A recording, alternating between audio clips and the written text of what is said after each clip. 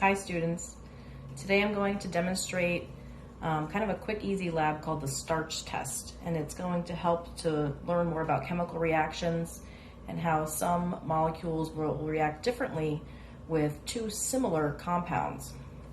So we're talking about the Starch Test, and to perform the Starch Test we need a few materials.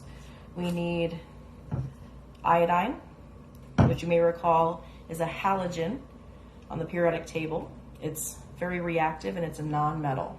We have starch, which is a carbohydrate made by plants that has the function of energy storage. We use it for cooking as a thickening agent. And then we also have cellulose fibers from a Q-tip. And cellulose is another polysaccharide, a type of carbohydrate made by plants, but this one is for providing structural support. The element iodine, which is commonly found in a solution for first aid as an antiseptic, reacts differently with starch versus cellulose. We're going to take a look at that. So I'm going to first start off by putting my cellulose fibers in a little part of my spot plate. I'm going to get a little spoonful of starch and put it next door to my cellulose. And as a control, I'm going to use water in a neighboring spot. Remember that every good experiment has a control. I am then going to add our reactive substance, iodine. The evidence of a reaction in this case will be color change, and in fact we are looking for a black color change. So you can see that iodine on its own kind of looks like an orangey brown color. So let's see which one of these, either starch or cellulose, produces a color change. So I'm going to go ahead and add a couple drops, 1, 2, 3, to my water, 1, 2, 3, to my starch, and 1, 2, 3, to my cellulose. Now I'm going to add water to each to help distribute the iodine and also to dissolve the starch granules.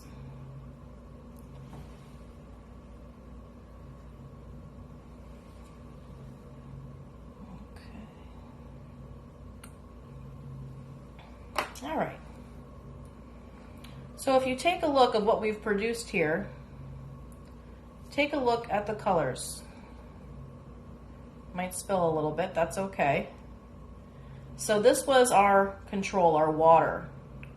This was our starch mixed with iodine, and this is our cellulose mixed with iodine. So water and iodine, starch and iodine, and cellulose and iodine. Which one reacts with each other? Obviously the starch and the iodine produce a dramatic chemical reaction indicating a color change. So how is this used in practical daily life? So money.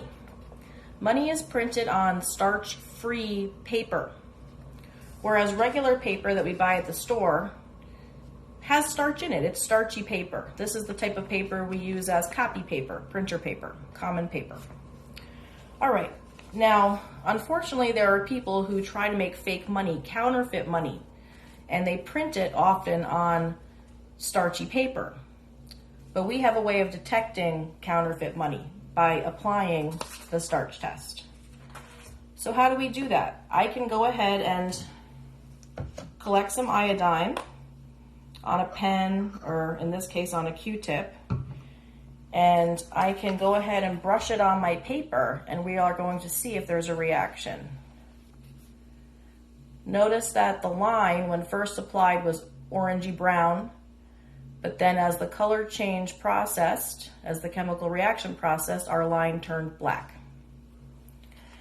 Now you might see that if you go to the grocery store or any store with your parents, or if you pay with a large bill, a $50 bill or a $100 bill, the clerk at the store may take a pen, an iodine pen, and wipe it across the bill because they are looking for that color change. So let's see if this is real money or not. Did it turn black? No. Okay, so that means this is real money, a real $10 bill, not counterfeit. So if it turned black, you would know it was fake money. And it's all because of our knowledge of the starch test and how iodine reacts with starch. And that's it.